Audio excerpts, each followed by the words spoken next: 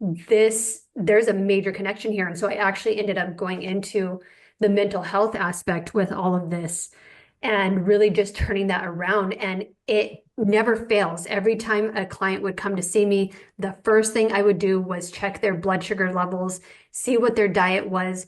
And I had patients who were sick and were on the verge of heart attacks. When I would get their blood work back and get their small dense particles for their cholesterol, they were so far in the red that they were close to heart attacks. And I would switch them over to a keto diet.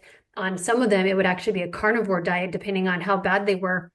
And within a month, they were back down into the green. They were healthier than they ever thought that possible. And that was like a flipping moment for me where I realized like the majority of illness that I am treating is from insulin resistance. And I don't think it's just because that's what I was experiencing.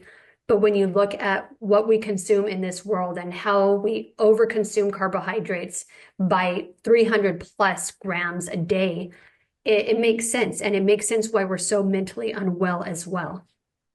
Wow. So that's first of all, that's there's a lot going on right now with the types of diets people should be having. You know, that you hear the keto, the carnivore, and you know, you can tell you're very passionate about that. The carbohydrates part of it too. So tell us about that then. So there's this big fear when people go to these kind of diets, then there's this big fear of like, well, am I going to get that heart attack because I'm eating just all carnivore and stuff like that? What do you when you're taking people off of that or having people take a look at like that kind of diet, if you would, you're pretty much saying, look, if you're at this level, you got to stop it and just be done with it, and let's either look at one of these two, or is it like a phase out kind of scenario to let the body adapt? Like, what are you finding out is the best way to do it? Again, with the follow-up question with you, do you think this is really indicative of Western kind of diets and Western kind of things specifically?